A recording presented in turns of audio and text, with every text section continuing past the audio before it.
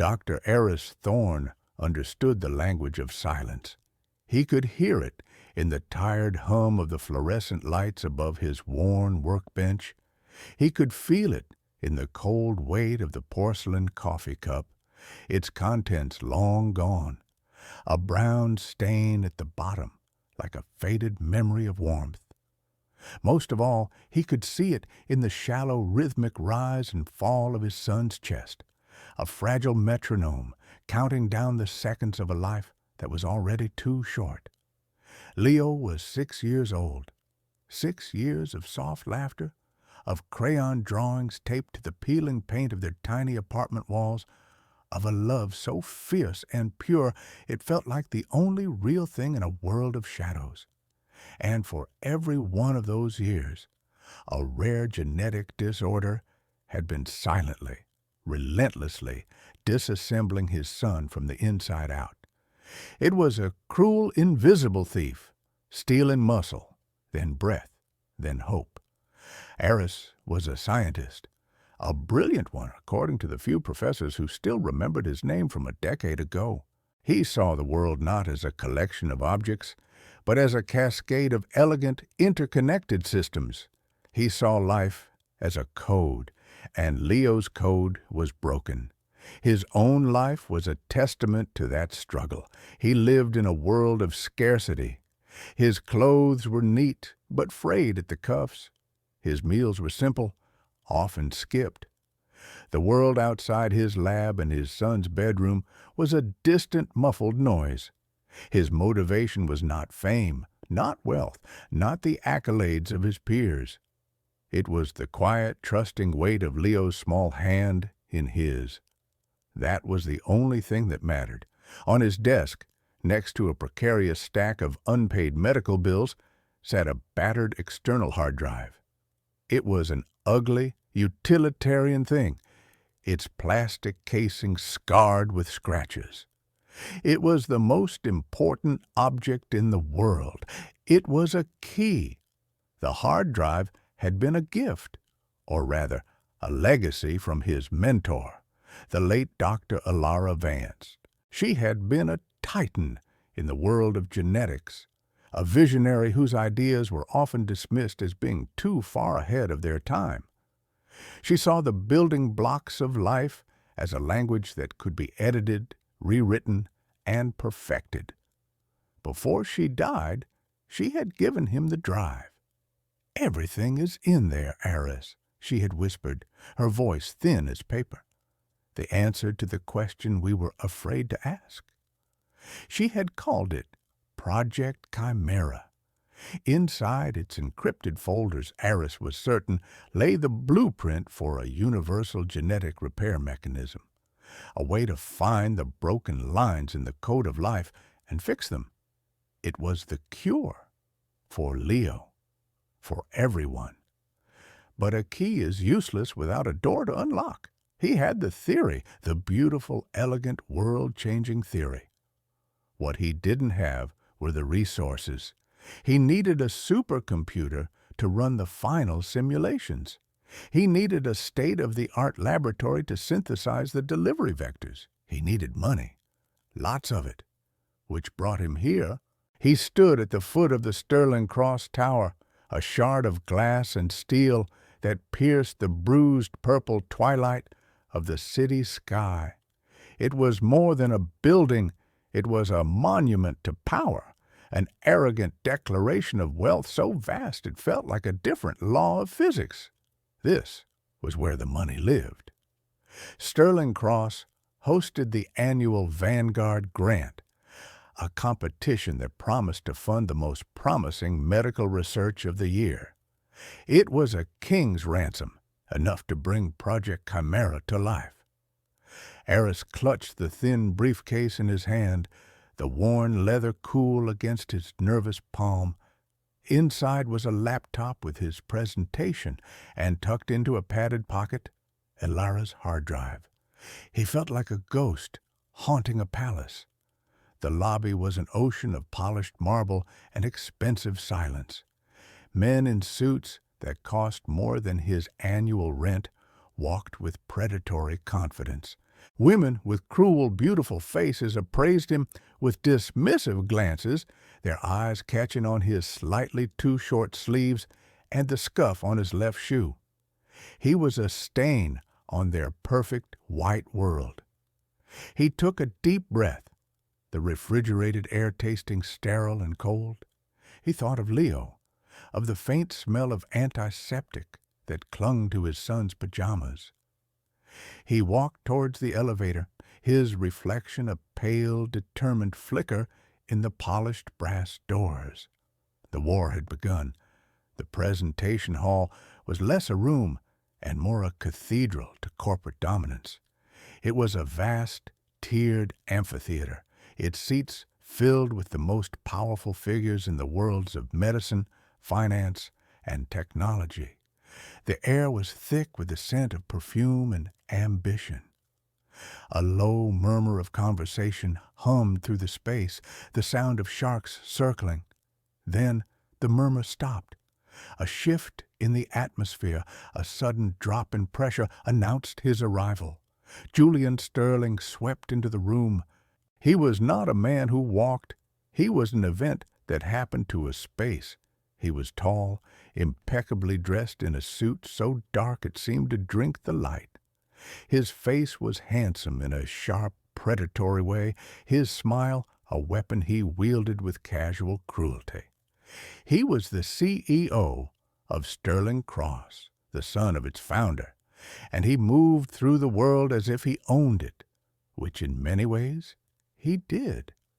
An entourage of sycophants trailed in his wake, laughing a fraction too loudly at his quiet remarks, their bodies angled towards him in postures of perpetual deference. He took his seat in the center of the front row, a king surveying his court. He ignored the grant organizers, the esteemed scientists on the panel, and everyone else. He pulled out a slim, glowing phone and began to scroll, his thumb moving with bored, arrogant precision. The message was clear. This was his stage. Everyone else was just scenery. Several other scientists presented before Aris. They were nervous, polished, their presentations filled with complex data and projected market values. Sterling barely looked up. He sighed loudly, tapped his fingers on his knee, and occasionally scoffed at a slide. He treated their life's work as an inconvenience. Then it was Aris's turn. He walked to the podium, the wood smooth and cold beneath his trembling hands. The single spotlight felt like an interrogation lamp. He could feel hundreds of eyes on him, dissecting him, judging him. He cleared his throat. "My name is Dr. Aris Thorne," he began, his voice softer than he intended, a small sound in the cavernous room. "My research focuses on rewriting genetic code." He started his presentation, his slides clean and simple. He spoke of the potential, the dream of a world without inherited disease. He spoke with a quiet, desperate passion. He tried not to look at Julian Sterling, but the man was a black hole, pulling all light and attention towards him.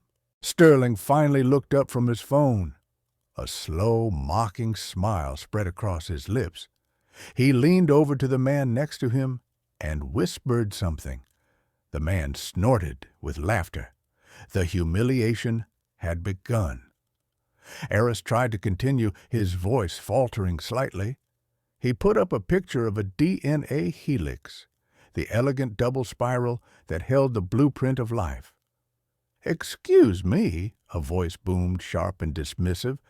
It was Sterling. He hadn't bothered to stand. "Dr. Thorne, is it?" he said, mispronouncing the name deliberately. "I've been reading your proposal. It's quite sentimental."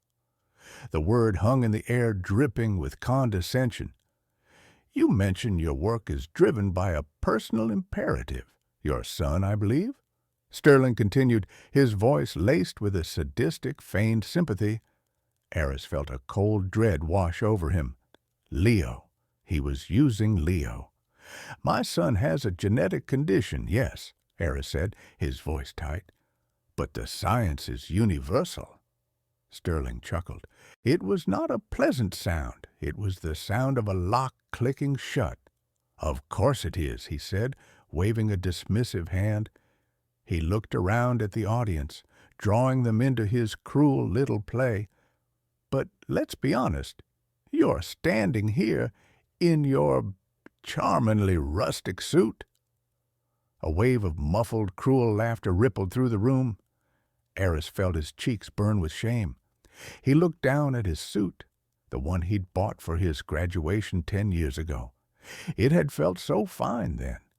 Now, under the glare of this opulent room, it felt like a costume. And you're asking my company for millions of dollars, Sterling went on, his voice rising, not for the good of humanity, but to fund a personal science project for your defective offspring. The word defective struck Eris like a physical blow. It was a vile, inhuman word. The laughter in the room grew louder, more confident now that the king had made his judgment clear.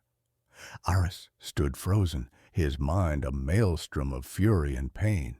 He wanted to scream, to leap from the stage and wipe the smug, cruel smile from Sterling's face. But he was a scientist, a man of reason. He clenched his fists at his sides, his knuckles white. Sterling, sensing victory, decided to escalate the spectacle. He stood up, commanding the room's full attention. "You know what? Let's make this interesting," he announced, a showman playing to the cheap seats. "Let's frame this as a grand moral dilemma, a test of your supposed altruism." He fixed his cold eyes on Eris. Here we have a man who claims his research could lead to a cure for cancer, for everything. A bold claim from a man who can't afford a new tie. More laughter. But he's also a father, a desperate one. So, Dr. Thorne, I'll put you to a test. Let's play God for a moment, shall we? He paused for dramatic effect, letting the silence stretch. "If I gave you a choice right now, this very second," he said, his voice dropping to a conspiratorial whisper. "Two doors. Behind door number 1, a single, perfect vial containing the cure for your son, and only your son. He would be healthy, normal, whole. But the research, the secret, dies with his recovery." He gestured grandly with his other hand. "Behind door number 2, the key to unlock your research. The funding, the lab, everything you need. You claim it could cure cancer, save millions. But there are no guarantees in science, are there? It might take years. It might fail. And in that time, your son, well, time is not on his side." He leaned forward, his face a mask of sadistic power. "So, tell us all, you noble man of science, which would you choose? Your son, or the cure for cancer?" The room was utterly silent. It was a monstrous, impossible question, a trap with no escape, designed for the sole purpose of breaking him in front of the world. Every answer was a loss. Choose Leo, and he was selfish. Choose humanity, and he was an unnatural father. Eris looked at Julian Sterling's smug, expectant face. He saw the glint of triumph in his eyes, and in that moment, something inside Eris Thorne, something that had been bent and strained for years, finally snapped. He didn't answer the question. He wouldn't play the game. A strange calm washed over him. The fear was gone, replaced by a cold, clear resolve. He took a slow breath. "You misunderstand, Mr. Sterling," Eris said, his voice no longer small. It was steady and clear, ringing with an authority that surprised everyone, including himself. "They are not mutually exclusive." He pointed a trembling but resolute finger at the smug billionaire.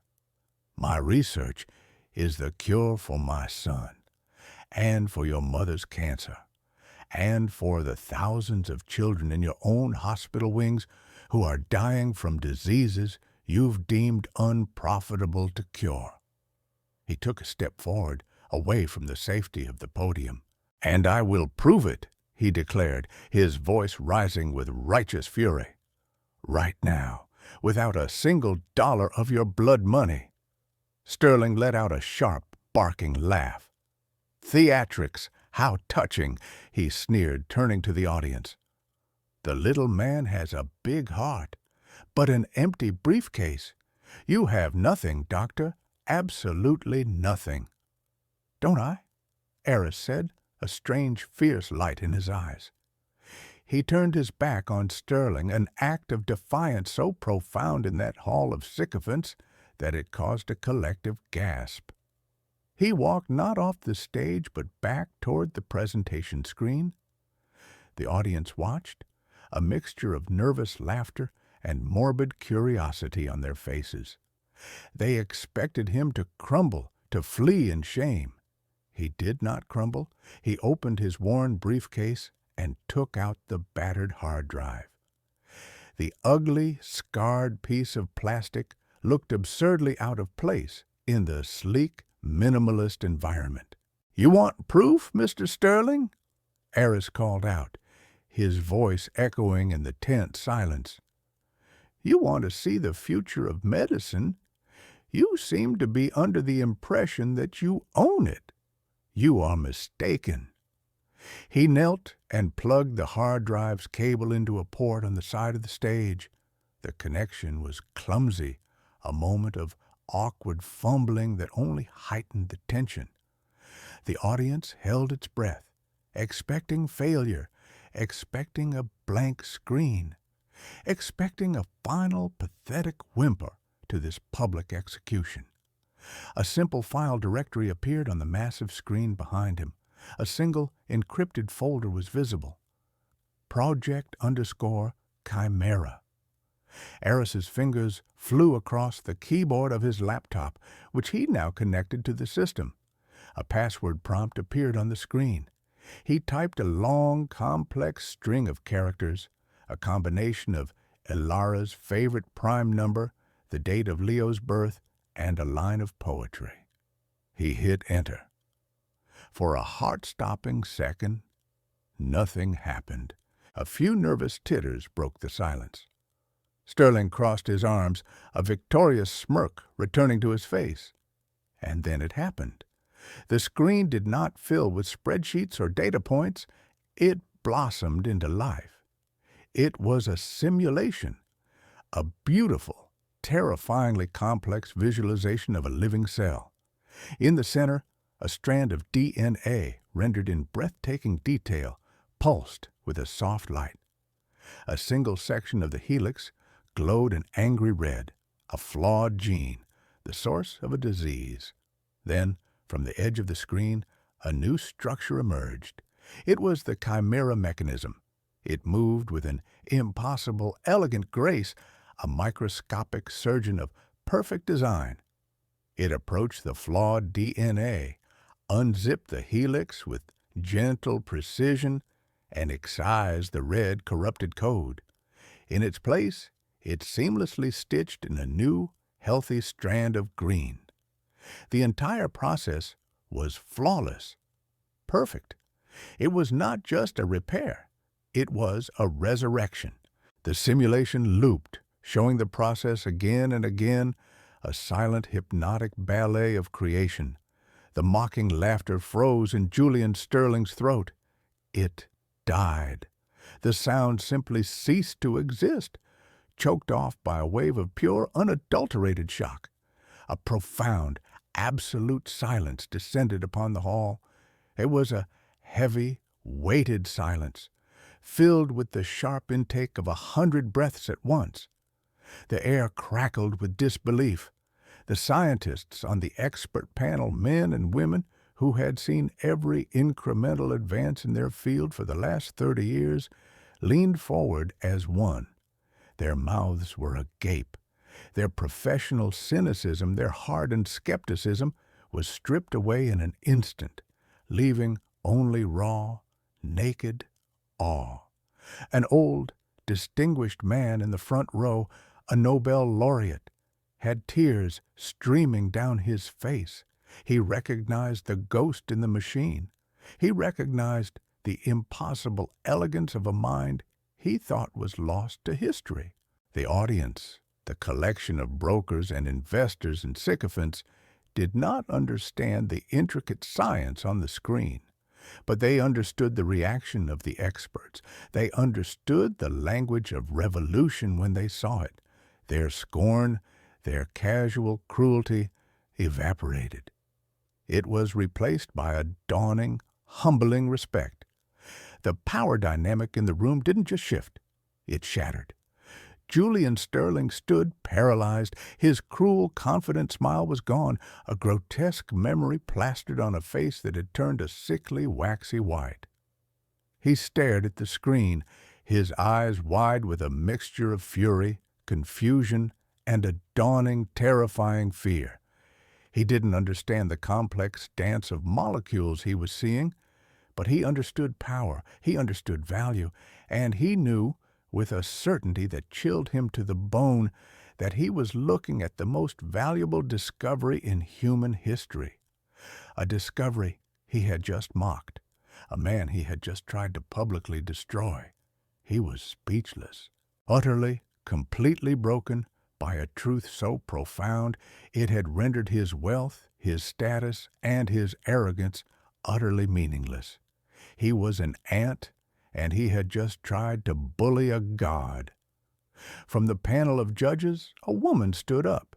It was Dr. Anya Sharma, the head of the scientific panel, a revered figure in molecular biology, her own Nobel Prize, a testament to a career of brilliance.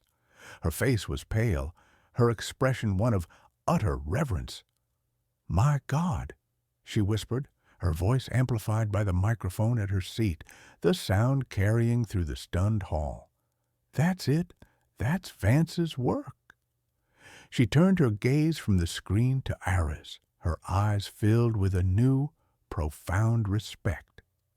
Then she turned to Julian Sterling, and her expression hardened into one of cold, righteous fury. "Mr. Sterling," she said, her voice ringing with an authority that dwarfed his own, "you have just publicly insulted the man who holds the key to the most significant medical breakthrough of the century. This isn't about a grant. You don't understand what you're looking at. This is the holy grail of genetics." The words landed like hammer blows, each one further demolishing Sterling's crumbling facade. He seemed to shrink in his expensive suit. Dr. Sharma wasn't finished. She looked out at the audience, at the board members of Sterling Cross, her voice filled with the weight of a long-buried history. "I know this work," she said, her voice thick with emotion, "because its creator, Dr. Elara Vance, was my mentor. She was also the co-founder of this very company, alongside your father, Marcus Sterling." A wave of shocked murmurs rippled through the room. The history of Sterling Cross was well known, and it only had one founder, Marcus Sterling. "Your father, Doctor," Sharma continued, her eyes locked on Julian, "pushed her out. He took credit for her early research, the foundational patents that built this entire empire. He told the world she went mad, that her ideas were dangerous fantasies. He destroyed her reputation to solidify his own." She pointed a trembling finger at the screen where the simulation of the chimera mechanism continued its silent, perfect work. "That," she declared, her voice breaking with emotion, "is not madness. That is her genius. That is her vindication. This company, Mr. Sterling, was built on a lie, and its foundations are now cracking. The revelation was a seismic shock. It recontextualized everything. This wasn't just a confrontation between a humble scientist and an arrogant CEO. It was the final act of a decades-old betrayal. The stakes were no longer just about funding or a cure. They were about justice, legacy, and the very soul of the company Sterling now controlled. The news of what happened in that room spread through the scientific community with the speed of a lit fuse. Emails, encrypted messages, and hushed phone calls crisscrossed the globe.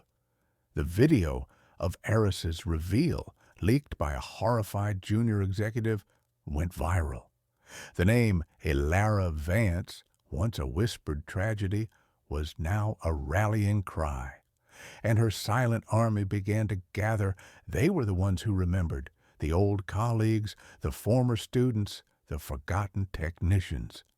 People Elara had mentored, championed, or simply treated with a kindness they had never forgotten. For years, they had held their silence, intimidated by the power of Sterling Cross or convinced no one would believe them. Now they had proof. The first to contact Eris was a retired professor from Germany. He had a box of old letters from Elara detailing her growing fears about Marcus Sterling's ambition and his attempts to seize control of their shared research. She knew he would betray her, the old professor told Eris over a secure video call, his voice raspy with age and emotion. She called him a man with a hollow heart. Next came a former lab technician, a woman now running a quiet little bookshop in a coastal town. She had been ordered by Marcus Sterling himself to wipe Elara's servers and destroy her physical notes 30 years ago. But she hadn't destroyed everything. "I kept the original data logs from her independent work," she confessed to Eris, her voice trembling. "The work she did before she co-founded the company. I backed them up on microcassette. It felt wrong, what he was doing. I knew someday the truth would need a voice." These people, these keepers of memory, became Aris's allies. They provided evidence, testimony, and support. They formed a shield of integrity around him. Julian Sterling, recovering from the initial paralyzing shock, reacted not with remorse, but with fury. He was a cornered animal, and he lashed out with all the power his fortune could buy. He unleashed his legal team, a pack of ruthless lawyers who filed an immediate injunction against Eris, claiming Project Chimera was the intellectual property of Sterling Cross. Their argument was simple. Elara Vance was a co-founder and employee. Therefore, her work belonged to the company. He hired a public relations firm that specialized in character assassination. They launched a vicious smear campaign, painting Aris as a disturbed fraud, a mentally unstable man exploiting the name of a dead woman. They leaked falsified documents suggesting he was a charlatan who had been kicked out of previous research positions. They tried to turn his love for his son into a weapon against him, portraying him as a reckless father willing to endanger his child with untested, radical science. He tried to intimidate the emerging allies. The old professor received threats of legal action for defamation. The bookshop owner found her small business suddenly buried in a mountain of frivolous regulatory inspections. Sterling even tried to bribe Dr. Sharma, offering her the position of head of all research and development at Sterling Cross, a position worth tens of millions. She refused him with 2 words: "Justice is coming." His retaliation was brutal and swift, a demonstration of the soulless, mechanical power of his wealth. But it was also a mistake. His aggression, his transparent desperation, only served to galvanize his opposition. He was proving, with every underhanded move, that he was indeed his father's son. The battle lines were drawn. On one side, Julian Sterling, with his billions of dollars, his army of lawyers, and his corporate empire built on a stolen legacy. On the other, Dr. Eris Thorne, with a battered hard drive, a dying son, and a silent army of the grateful, armed with nothing but the truth. The final confrontation was inevitable. An emergency meeting of the Sterling Cross Board of Directors was convened. The air in the city was electric with anticipation. News vans and reporters camped outside the Sterling Cross Tower, their cameras aimed at the entrance like a firing squad. The company's stock was in free fall. Its reputation, once pristine, was now toxic. The boardroom was on the top floor, a sterile glass-walled cage suspended in the sky. The long, polished table reflected the grim faces of the board members, powerful men and women whose fortunes were now tied to this unfolding disaster. Julian Sterling sat at the head of the table, his face a mask of defiant rage. He was no longer the picture of smug confidence. He looked hunted, his eyes darting around the room, searching for allies and finding only nervous, averted gazes. Aris entered the room not alone, but with Dr. Sharma at his side and a quiet, unassuming lawyer from a pro bono firm that specialized in intellectual property theft. He carried his worn briefcase. He looked small and out of place in that temple of power, but he walked with a new, unshakable dignity. The showdown began. Sterling's legal team, led by a notoriously aggressive lawyer named Marcus Thorne, no relation, a cruel irony, presented their final gambit. It was a single, devastating document, a contract. It was the original founding agreement for Sterling Cross, signed 30 years ago. They projected it onto the massive screen at the end of the room. There, in faded but clear ink, were two signatures, Marcus Sterling and Alara Vance. Sterling's lawyer pointed to a specific clause, his voice booming with theatrical confidence. The clause stated, in dense legal language, that any and all intellectual property, past, present, and future, developed by either founder, would be the sole property of the Sterling Cross Corporation. It seemed ironclad, a perfect legal trap laid 30 years in the past. "The evidence is irrefutable," the lawyer declared, slamming his hand on the table. Dr. Vance signed her rights away. "This project, this chimera, belongs to us. Dr. Thorne is not a visionary, he is a thief, attempting to profit from stolen corporate assets." Julian Sterling smirked. It was a weak, trembling echo of his former arrogance, but it was there. He believed he had won. The law was on his side. Morality was irrelevant. The board members shifted uncomfortably. They didn't like Sterling, but they respected the sanctity of a contract. The company's legal position appeared secure. Eris remained calm. He did not look at the contract. He looked at the faces of the board members. "May I present a rebuttal?" his lawyer asked, his voice calm and measured. Permission was granted. Aris's counterattack was not a legal argument. It was a story, told through evidence.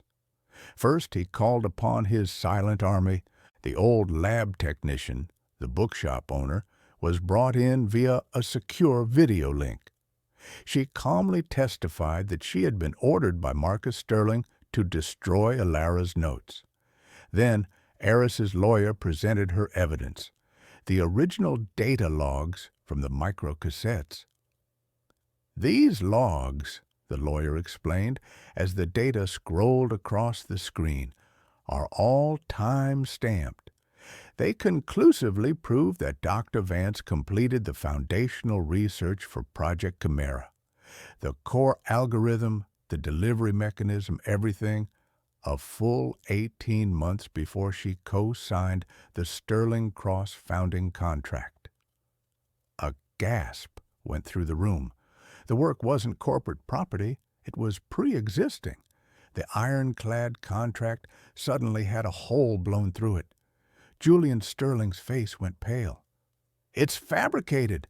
Lies!" he sputtered. But the evidence was just beginning. Next, another ally was brought in via video, a world-renowned forensic handwriting expert from Scotland Yard. He had been given a high-resolution scan of the contract and dozens of authenticated samples of Elara Vance's signature from her letters and journals. His conclusion was delivered in a calm British accent that carried the weight of absolute certainty. "The signature of Elara Vance on this contract," he stated, "is a forgery, a very skilled one, but a forgery nonetheless. There are microscopic hesitations in the ink flow inconsistent with her natural handwriting. It was traced." The room fell into a dead, shocked silence. The contract, Sterling's final weapon, was not just irrelevant. It was a criminal document. Julian Sterling looked like he had been turned to stone. Then came the final killing blow. Dr. Sharma stood up. She held a single yellowed piece of paper in her hand. "This is a letter," she said, her voice trembling with the gravity of the moment. "It was given to me by the widow of a former Sterling Cross executive, a man who lived with this guilt for 30 years. It is a letter from Marcus Sterling to her husband." She placed the letter on a document scanner. The words appeared on the screen in Marcus Sterling's own arrogant, sloping script. The letter was a confession. It detailed his plan to leverage Vance's sentimentality by creating a company with her, only to use a forged contract to seize the rights to her independent work, which he called her little pet project. He bragged about how he would push her out once he had what he needed. "She's a brilliant mind," Marcus Sterling had written, "but a woman's heart is always her weakest point." The proof was absolute, irrefutable. The entire Sterling Cross empire, the tower they were sitting in, the billions in their bank accounts, the power they wielded, was founded on forgery, theft, and a lie. The board was horrified. The legal and financial implications were catastrophic, but for most of them, in that moment, it was the sheer ugly immorality of the crime that struck them dumb. A vote was called. It was swift and unanimous. Julian Sterling was removed as CEO, effective immediately. He was stripped of all titles and authority. The board voted to turn all of the evidence, including the forged contract and his father's letter, over to the federal authorities. They launched a full internal investigation into 30 years of corporate history. The verdict was delivered. The war was over. Julian Sterling did not speak. He simply stared at the letter on the screen, at his father's damning words. The smirk was gone forever. His face was a hollow mask of disbelief and ruin. Two quiet, grim-faced security guards entered the room. They stood behind his chair. The king had been deposed. He was escorted from the boardroom, a broken man shuffling towards his fate. He didn't look at Eris. He didn't look at anyone. He was a ghost, haunting the ruins of his own life. As he exited the building, the doors slid open to a blinding storm of flashing cameras and shouting reporters. His public execution, the one he had tried to stage for Aris, was now his own. His downfall was complete. Social, financial, and moral ruin, all delivered in a single, crushing blow. Aris watched him go, but he felt no triumph, only a profound, weary sadness. He left the tower, walking out into the cool evening air, the shouts of the media fading behind him. He had won. Now he had to go home and save his son. Eris did not go to a press conference. He did not meet with lawyers or investors. He took a taxi back to his small, quiet apartment, the city lights blurring past the window in streaks of red and gold. He walked into the dim light of Leo's room. The only sound was the gentle puffing of the ventilator and the soft beep of the heart monitor, the familiar, terrifying soundtrack of their lives.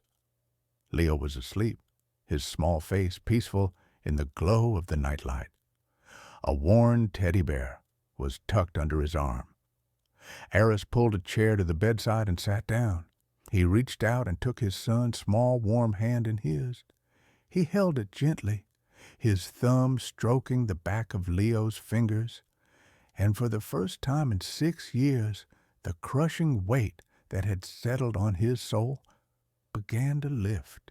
The years of fear, of desperation, of fighting a battle against time and poverty, and the cold indifference of the world, it all came rushing to the surface.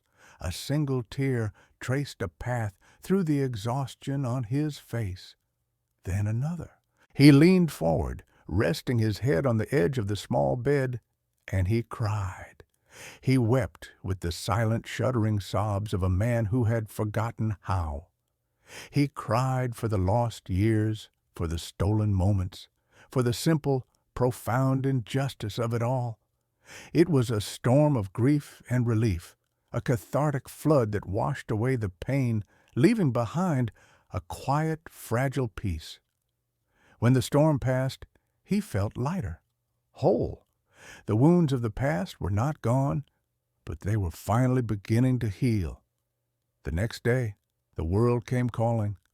The newly reformed board of Sterling Cross, now led by a provisional CEO, Dr. Anya Sharma, made Eris an offer. It was unprecedented. They would provide full, unlimited funding for his research. They would build him a state-of-the-art institute. He would have complete autonomy, complete control. They were not just giving him money, they were giving him back the legacy that had been stolen from his mentor. His first act was not to sign a contract or look at blueprints. It was to authorize the first clinical trial for Project Chimera. Patient 0, Leo Thorne. He established the Vance Thorne Institute for Genetic Restoration, and in its founding charter, he embedded a single, non-negotiable principle.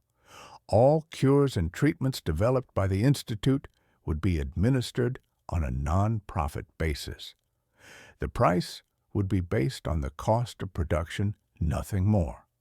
The cure would never again have a price tag dictated by greed. Weeks later, while organizing Elara Vance's research, which had been recovered from a dusty, forgotten Sterling Cross storage facility, Eris found something remarkable. Tucked away in a folder of miscellaneous files on the original hard drive was a single, unencrypted text file. Its name was For Eris. He opened it. It was a letter written by Elara in the last months of her life. "My dearest Eris," it began, "if you are reading this, it means 2 things. First, that I am gone. Do not mourn for me. My work is finished. Second, it means you have succeeded where I could not. You have brought the truth to light." The letter explained everything. She knew Marcus Sterling would betray her. She had seen the hollowness in his heart from the very beginning. So she hid her true work, Project Chimera, on a separate, encrypted drive, letting him steal only her earlier, less revolutionary research.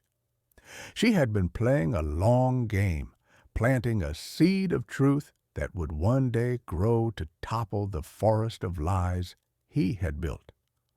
The letter ended with a final message, a moral treatise that would become the guiding principle of Eris's life. "They will try to tell you that this discovery is worth billions," she wrote. "They will speak of market shares and profit margins. Do not listen to them, RS. Their language is a poison. True science is not a weapon for profit or a tool for ego. It is a gift we give to the future. It is a promise we make to our children and to all the children yet to come. Never let them turn your promise into a price tag. The cure was never for one. It was always for everyone. Eris read the words, and he felt his mentor's presence in the room, a quiet, reassuring hand on his shoulder. He had her legacy. He had his son. He had everything 10 years later. The world was a different place. The Vance Thorne Institute was not just a building, it was a global beacon of hope. Its gleaming white walls stood on the very spot where a forgotten, underfunded university lab once crumbled. Genetic diseases that had been death sentences for millennia were now manageable, treatable, curable. Cystic fibrosis, Huntington's disease, sickle cell anemia. One by one, the old monsters were being slain by the elegant, precise work of Project Chimera. Dr. Eris Thorne was one of the most famous men on the planet, a Nobel laureate several times over. Yet he remained unchanged. He still wore simple, comfortable clothes. He still preferred the quiet of the lab to the noise of a boardroom. He was a man who had been given immense power and had refused to let it corrupt him. His humility was his strength. On a bright, sunny afternoon, he was giving a tour of the Institute to a group of bright-eyed high school students, the winners of a national science competition. They walked through labs filled with quiet, focused researchers, the air humming with the sound of discovery. Outside, on a vast green lawn, a group of teenagers was playing soccer. They were laughing, running, full of life. One of them, a tall, lean boy with a shock of familiar brown hair, scored a goal and threw his arms up in triumph.